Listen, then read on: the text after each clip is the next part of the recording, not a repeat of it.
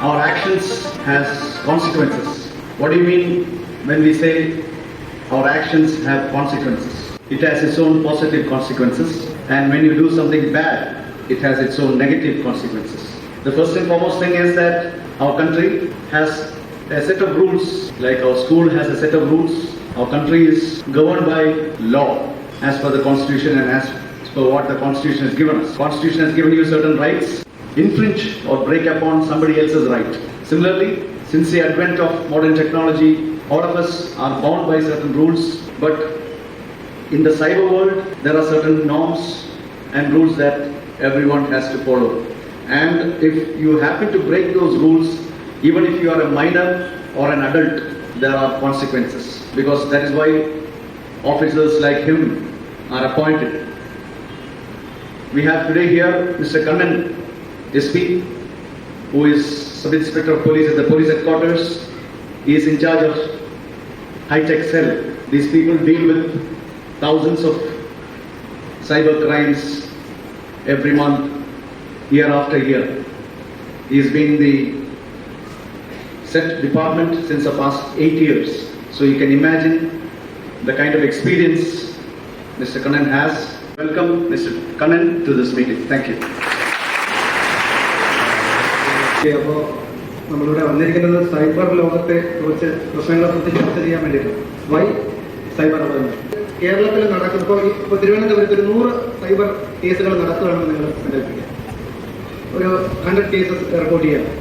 അതിൽ ഒരു 80 to 90% of cases ഉണ്ടല്ലോ, അത് ലാക്ക് ഓഫ് അവയർനെസ് കൊണ്ടും നമ്മുടെ അബദ്ധം കൊണ്ടും നമ്മുടെ കൗതുകം കൊണ്ടും സംഭവിക്കുന്നതാണ്. ബാക്കി 10% ആണ് ടെക്നോളജി ക്രൈം. ഇന്നത്തെ കുട്ടികളുടെ ഇപ്പോൾ ഉദാഹരണത്തിന് ഞാൻ പറഞ്ഞല്ലോ, എൻ്റെ മക്കളുടെ സ്വഭാവ രൂപീകരണം നടക്കുന്നത് എവിടെയാണെന്ന് ചോദിച്ചു കഴിഞ്ഞാൽ, അവർക്ക് കളിസ്ഥലങ്ങളില്ല, അവർക്ക് വായനശാലകളില്ല, അവർക്ക് ബന്ധുഗൃഹങ്ങളില്ല, അവർക്ക് ഈ സോഷ്യൽ കൂട്ടായ്മ, നമ്മുടെ സാമൂഹ്യ കൂട്ടായ്മകളിൽ അവർ അംഗങ്ങളല്ല.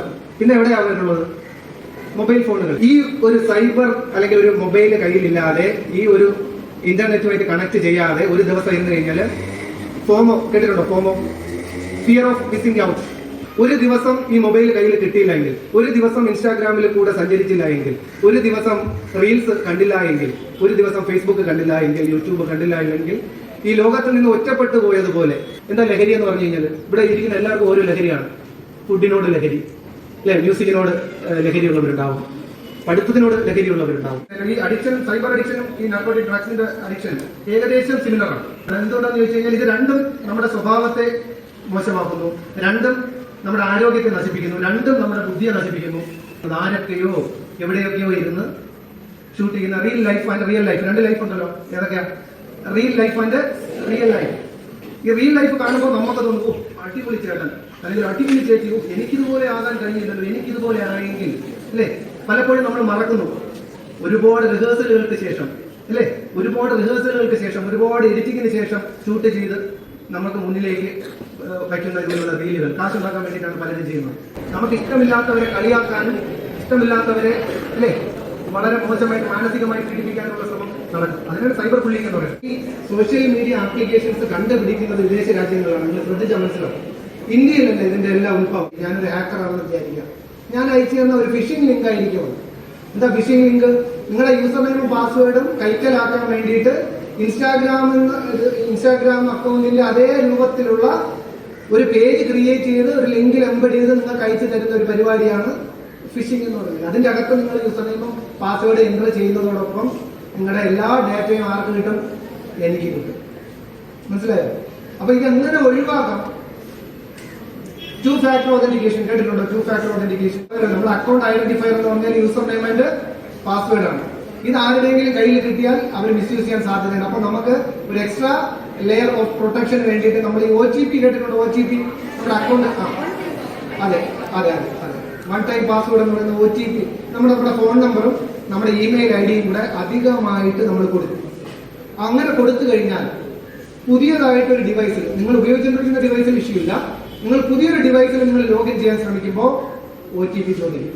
അത് എങ്ങോട്ടായിരിക്കും പോകുന്നത്? നിങ്ങളുടെ ഫോണിലേക്കായിരിക്കും പോകുന്നത്, അല്ലെങ്കിൽ നിങ്ങളുടെ ഇമെയിലിലായിരിക്കും പോകുന്നത്. അതിൽ ആക്സസ് ഉള്ളതാർക്കായിരിക്കും?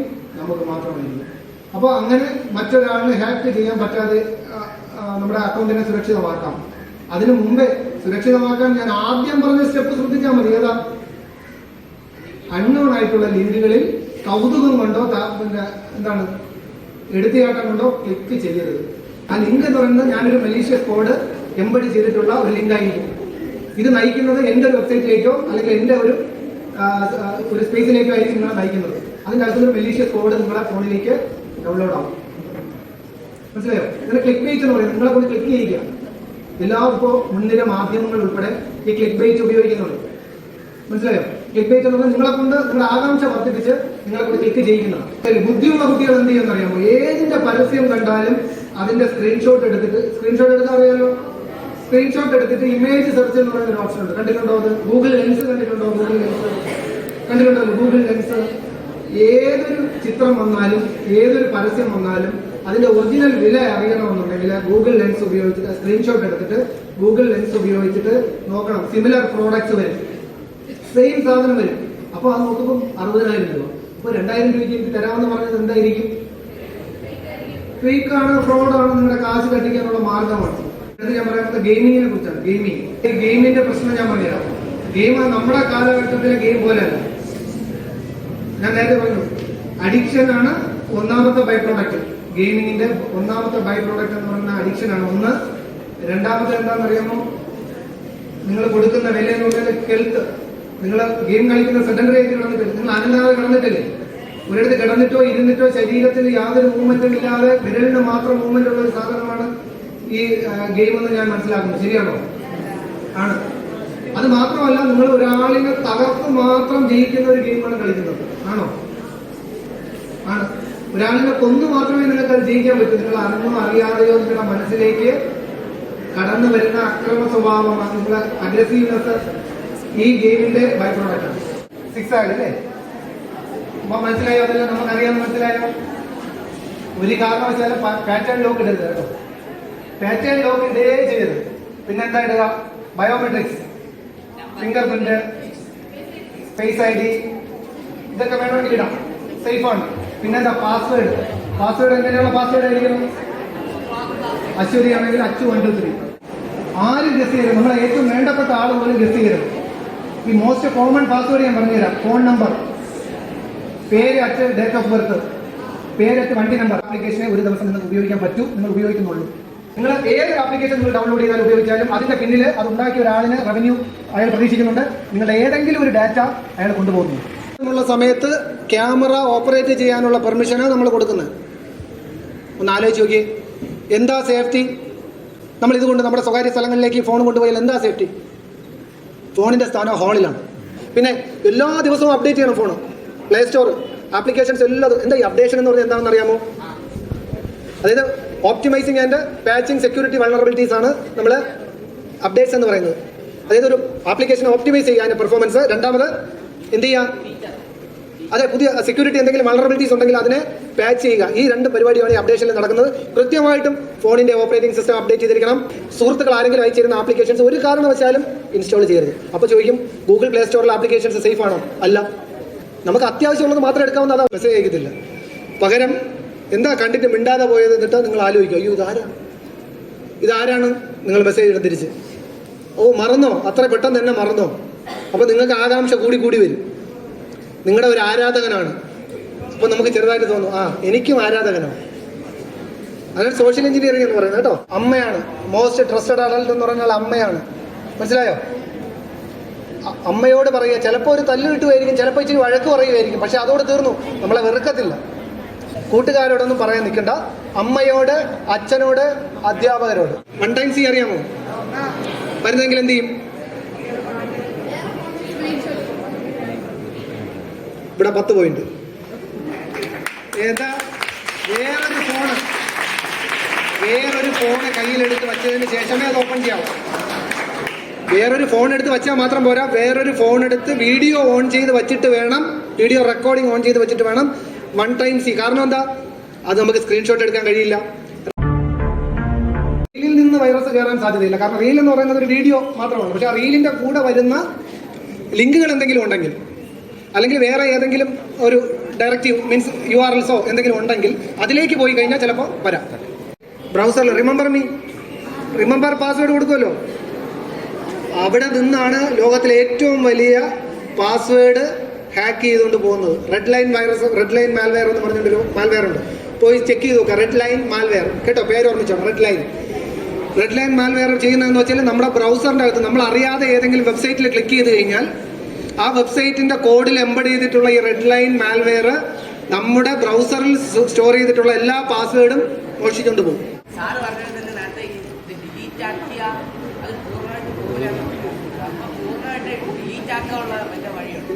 മീൻസ് അത് ഞാൻ ശ്രദ്ധിക്കേണ്ടത്, ഡിലീറ്റ് ചെയ്ത ഡാറ്റ ഒരിക്കലും നമ്മുടെ ഡിവൈസിൽ നിന്ന് പൂർണ്ണമായിട്ട് പോയില്ല. അതിന് കാരണം നമുക്കറിയാമല്ലോ, നമ്മൾ പറയുന്നത് ഇപ്പോൾ 1 MB ഫയലാണെങ്കിലും ഇത് ഒരു വാസ്റ്റ് ഏരിയയിലാണ് ഇത് സേവ് ചെയ്യുന്നത്, ഒരു വലിയ ഏരിയയിലാണ് ഇത് സേവ് ചെയ്യുന്നത്. ഓരോ ബിറ്റ് ബൈ ബിറ്റ് ആയിട്ട് ഇതിനെ ഡിലീറ്റ് ചെയ്യുക എന്ന് പറയുന്നത് സാധാരണഗതിയിൽ ഒരു ഓപ്പറേറ്റിംഗ് സിസ്റ്റവും ചെയ്യാത്ത കാര്യമാണ്. അപ്പോൾ അതുകൊണ്ടാണ് നമുക്ക് എന്ത് ചെയ്യുന്നത്, ഡിലീറ്റ് ചെയ്യുമ്പോൾ നമ്മുടെ ഫയൽ അലോക്കേഷൻ ടേബിൾ എന്ന് പറഞ്ഞ ഒരു ടേബിൾ ഉണ്ട്. നമ്മുടെ ബുക്കിൻ്റെ ഒക്കെ ഇൻഡെക്സ് അറിയാമോ, ഇത്രാമത്തെ പേജിൽ ഇന്ന കണ്ടന്റ് എന്ന് പറഞ്ഞിട്ട് കിടക്കുന്നത്, അതേപോലെ ഒരു ടേബിളാണ് ഫയൽ അലോക്കേഷൻ ടേബിൾ. ആ ടേബിളിൽ ഇത് എവിടെ കിടക്കുന്നു എന്ന് ഉണ്ടാവും, മനസ്സിലായോ? ആ ടേബിൾ മാത്രമേ മായ്ക്കുന്നുള്ളൂ, ഫയൽ അവിടെ തന്നെ കാണും. അതിനെ നമ്മൾ വീണ്ടും ഈ ഡാറ്റ സ്കാൻ ചെയ്തിട്ട് വീണ്ടും ആ എൻട്രി ക്രിയേറ്റ് ചെയ്യുക കേട്ടോ. ഗൂഗിൾ ഇമെയിലില് നമുക്ക് പാസ്വേഡ് ഉണ്ടല്ലോ, അപ്പൊ ഗൂഗിളിന് ആക്സസിബിൾ അല്ലേ? പാസ്വേഡ് ഗൂഗിളിന് ആക്സസിബിൾ ആണോ? അല്ല. അതായത് പാസ്വേഡുകളെല്ലാം എൻക്രിപ്റ്റ് ചെയ്താണ് സൂക്ഷിക്കുന്നത്, എൻക്രിപ്റ്റ് ചെയ്ത് ആണ് സൂക്ഷിക്കുന്നത്. നമുക്ക് കയറാൻ വേണ്ടി മാത്രമേ ഉള്ളൂ. പക്ഷെ ഡാറ്റ അവർക്ക് എടുക്കാൻ പറ്റില്ല എന്ന് നമുക്ക് പറയാൻ പറ്റത്തില്ല. ഡാറ്റ അവർ സൂക്ഷിച്ചു വെച്ചിരിക്കും. പലപ്പോഴും ഹാക്കായി പോയിട്ടുണ്ട് ഗൂഗിളിൻ്റെ ഡാറ്റ.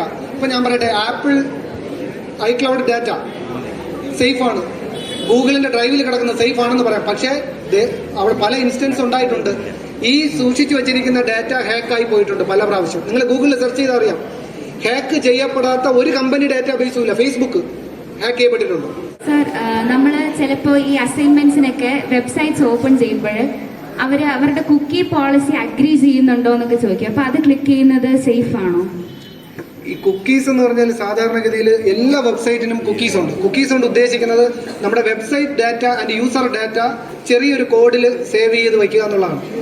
ഈ കുക്കീസ് എടുക്കുന്നത് കൊണ്ടാണ് നമ്മൾ ചിലപ്പോൾ ഏതെങ്കിലും ഒരു വെബ്സൈറ്റിൽ പോയിട്ട് ഒരു സാധനം സെർച്ച് ചെയ്യുമ്പോൾ നമ്മൾ അടുത്ത് ഇൻസ്റ്റാഗ്രാം തുറക്കുമ്പോഴോ ഫേസ്ബുക്ക് തുറക്കുമ്പോഴോ അതേ സാധനത്തിൻ്റെ പരസ്യം അവിടെ കാണുന്നത് കണ്ടിട്ടുണ്ടോ? അത് ഈ കുക്കീസ് സേവ് ചെയ്യുന്നതുകൊണ്ടാണ്. ബെറ്റർ നമ്മളൊരു വെബ്സൈറ്റ് കയറിയിട്ട് ഇറങ്ങുമ്പോൾ കുക്കീസ് ക്ലിയർ ചെയ്യുക. കുക്കീസ് നമ്മൾ അക്സെപ്റ്റ് ചെയ്യേണ്ടി വരും. കുക്കീസ് അക്സെപ്റ്റ് ചെയ്താലേ ചില വെബ്സൈറ്റിൽ കയറാൻ പറ്റും.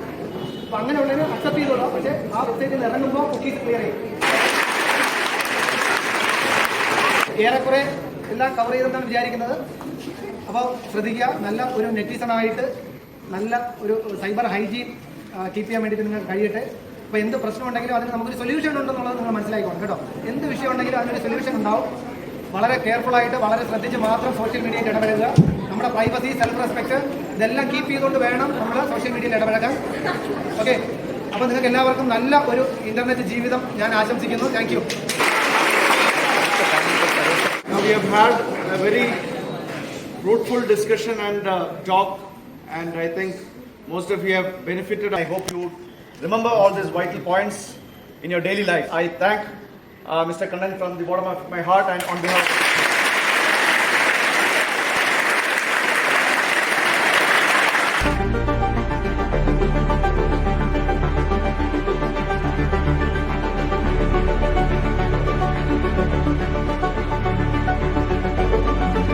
സാർ അബദ്ധം പറ്റിയതാണ് സാർ, ഇനി ഞാൻ ചെയ്യില്ല സാർ. അമ്മ ക്ഷമിക്കും, അച്ഛനും ചിലപ്പോൾ ക്ഷമിക്കും. നിയമം